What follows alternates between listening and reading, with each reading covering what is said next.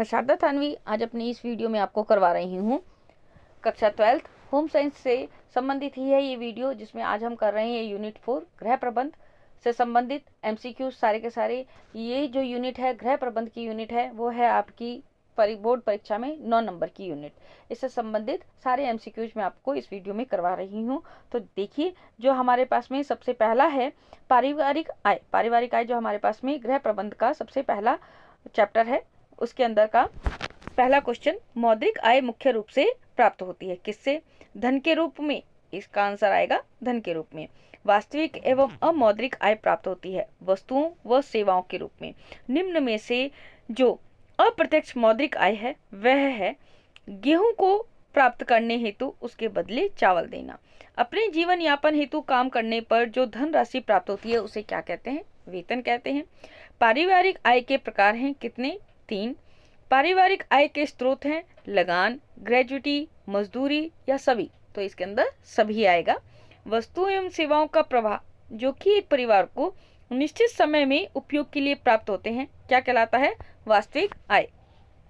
अगला क्वेश्चन देखिए बच्चों, जो 8वां क्वेश्चन है वो है मानसिक आय का संबंध मुख्य रूप से किससे होता है? सेवाओं से, आत्मा के संतोष से, मुद्रा से, वस्तुओं से। तो इसका संबंध होता है आत्मा के संतोष से। आय वृद्धि के साधन है धन का उचित उपयोग, समय का सही उपयोग, घरेलू उद्योग धंधे, ये उपरोक्त सभी। तो इसका आंसर आएगा उपरोक्त सभी। अब हम कर रहे हैं अगले चैप्टर के क्वेश्चन आंसर। देखिए, इसके अंदर पहला जो है आपके पास में, निम्न में से कौन सा बजट परिवार के लिए आदर्श है? तो इसके अंदर आंसर आएगा बचत का बजट। निम्न में से कौन सा व्यय निश्चित व्यय की श्रेणी में आता है? मकान का किराया। निश्चित व्यय की श्रेणी में आता है मकान का किराया। आय का वह अंश जो व्यय तो नहीं किया जाता लेकिन बजट में उसके लिए प्रावधान रखा जाता है। जो व्यय नहीं किया जाएगा यानी कि जैसे खर्च नहीं किया जाएगा लेकिन बजट में उसके लिए प्रावधान किया जाता है, वो क्या कहलाता है? बचत। निश्चित अवधि पर जो व्यय दोहराए जाते हैं वे होते हैं निश्चित व्यय। उपभोग वस्तुओं की मांग में वृद्धि होने पर बढ़ती है उत्पादन की गति व मात्रा। बजट का तात्पर्य है आय व्यय का विस्तृत ब्यौरा। घरेलू हिसाब किताब का प्रकार है बाजार खर्च, धोबी का हिसाब, संपत्ति का हिसाब या उपरोक्त सभी। तो इसके अंदर आंसर आएगा बच्चों उपरोक्त सभी। आगे देखिए, आपके पास में गृह प्रबंध का अगला चैप्टर आ रहा है बचत एवं विनियोग फर्स्ट। इसके अंदर का पहला एमसीक्यू है, रमेश की मासिक आय 10,000 रुपये है तथा उसका मासिक उपभोग व्यय 8,675 रुपये है। तो उसकी मासिक बचत होगी कितनी होगी? इसमें से इसको घटा देंगे तो जो बचेगा वो हमारे पास में मासिक बचत हो जाएगा, इतनी वो हो जाएगी 1,325 रुपये। अर्थशास्त्र की दृष्टि से वही धनराशि बचत कहलाती है जो बैंक में जमा कर दी गई हो। अर्थशास्त्र की दृष्टि से वही धनराशि बचत कहलाती है जो बैंक में जमा कर दी गई हो। बचत का मुख्य प्रयोजन है क्या है? भावी आकस्मिक व्यय के लिए, यानी कि भविष्य में अगर कोई आकस्मिक व्यय आ जाए तो उसके लिए हम बचत करते हैं। निम्न में से कौन सी धनराशि अनुत्पादक बचत कहलाएगी? तो इसके अंदर जो आंसर आएगा वो देखिए आपके पास में, उपलब्ध धन को तिजोरी में बंद करके रखना। बचत क्या है? बचत का यानी कि सूत्र क्या है? आय माइनस उपभोग व्यय। तो इसको जो घटा करके जो हमारे पास में आती है वो आती है बचत। आय का वह भाग जो भविष्य के लिए बचाकर रखा जाता है कहलाता है बचत। बचत की आवश्यकता क्यों होती है? वृद्धावस्था के लिए। धन को लाभ हेतु उचित स्थान पर लगाना ही कहलाता है विनियोग।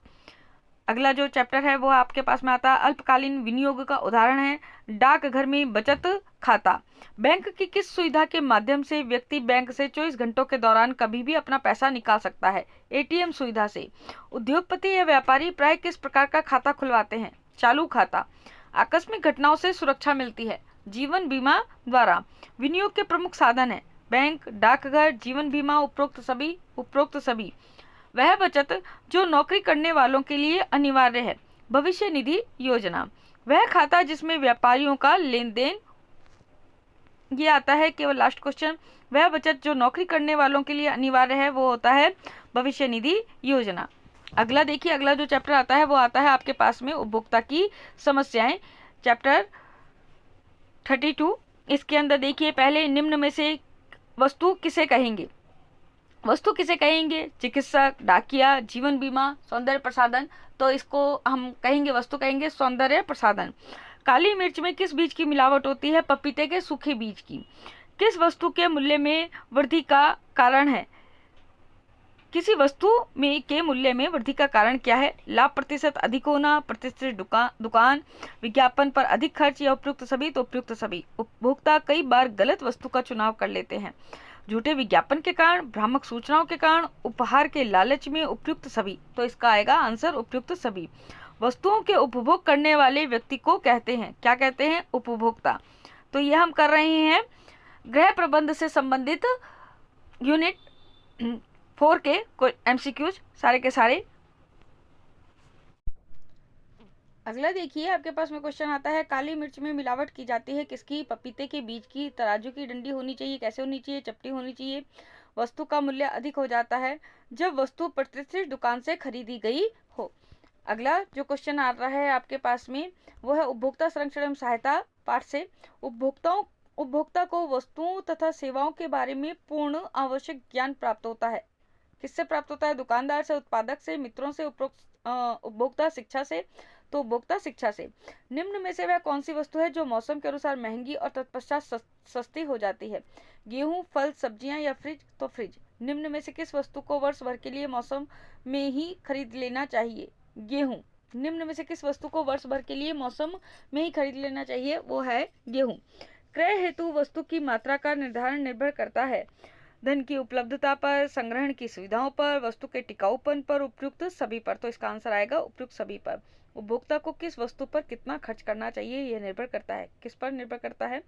उपभोक्ता के सामर्थ्य पर, आवश्यकता की तीव्रता पर, उपभोक्ता की मानसिकता पर या उपयुक्त सभी पर? तो उपयुक्त सभी पर।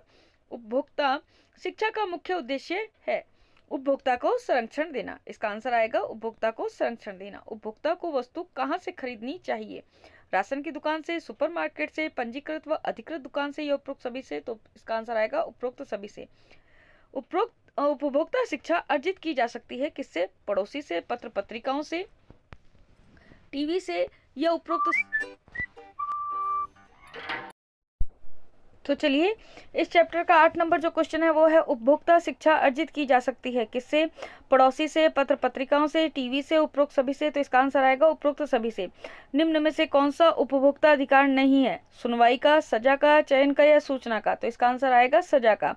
ग्राहक के साथ धोखाधड़ी का मुख्य कारण है, क्या कारण? औद्योगिकीकरण, आय में कमी, वस्तुओं में कमी या अज्ञानता? तो इसका आंसर आएगा अज्ञानता। अगला जो है हमारे पास में उपभोक्ता संरक्षण सहायता सेकंड, वो देखिए उसमें जो आपके पास में पहला क्वेश्चन आता है वो आता है प्रमाणीकरण की मुहर है ISI, एगमार्क, FPO या उपयुक्त सभी? तो उपयुक्त सभी। प्रमाणीकरण की मुहर, प्रमाणीकरण बच्चों वो उसको कहते हैं जो किसी वस्तु की गुणवत्ता को निर्धारित करने के लिए मुहर प्रदान की जाती है, यानी कि एक चिन्ह है प्रमाणीकरण जो सरकार द्वारा दिया जाता है। वो है ISI भी है, एगमार्क भी है और FPO भी है। घी, तेल, मसाले तथा मक्खन पर कौन सा मानक चिन्ह लगाया जाता है? एगमार्क। कृषि उपज, खाद्य पदार्थों पर लगाया जाता है एगमार्क। वस्तु के पैकेट पर उपभोक्ता सहायता हेतु निम्न में से किसका प्रयोग किया जाता है? लेबल का। निम्न में से किस पर लेबल लगा होना चाहिए? हरी सब्जियों पर नहीं लगता, एक गिलास दूध पानी पर नहीं लगता, ताजा गाय के दूध पर नहीं लगता। तो किस पर लगेगा? अचार की बोतल पर। तो आंसर आएगा अचार की बोतल पर। एक लेबल पर निम्न में से क्या अंकित नहीं होता? थोक मूल्य, जो वस्तु का मूल्य है वो उसका थोक मूल्य वो उसके ऊपर लेबल के ऊपर अंकित नहीं होता। पैकेट पर घोषणाएं अंकित न होने पर दोषी कौन होगा? ये होगा निर्माता जो इसे बनाता है, थोक व्यापारी जो एक साथ कई मात्रा में खरीदता है, खुदरा व्यापारी जो इसे ग्राहकों को बेचता है या उपयुक्त सभी? तो उपयुक्त सभी। 8 नंबर क्वेश्चन, मांसाहारी खाद्य पदार्थों पर किस रंग का प्रतीक चिन्ह लगाना अनिवार्य है? लाल। इसका आंसर आएगा लाल। मानक द्वारा किसी वस्तु के किस बिंदु पर सर्वाधिक ध्यान रखा जाता है? गुणवत्ता पर। अचार या मुरब्बे पर कौन सा मानक चिन्ह लगाया जाता है? FPO। बिस्कुट के पैकेट पर कौन सा मानक चिन्ह लगाया जाता है? ISI। विज्ञापनों से किसको लाभ होता है? व्यापारी को, उपभोक्ता को या उपयुक्त सभी को? तो ये आंसर आएगा उपयुक्त सभी को। तो बच्चों, हमने आज किए हैं यूनिट 4 गृह प्रबंध से संबंधित सभी MCQs। अगर आपको मेरा वीडियो पसंद आए तो प्लीज़ लाइक, कमेंट और शेयर करना बिल्कुल भी ना भूलें। चैनल को भी सब्सक्राइब करना ना भूलें, जिसके लिए स्क्रीन पर दिए गए बेल आइकन को दबाना है ताकि मेरे आने वाले जितने भी वीडियो हैं उनका आप लाभ तुरंत प्रभाव से ले सकें। आज के लिए धन्यवाद और नमस्कार।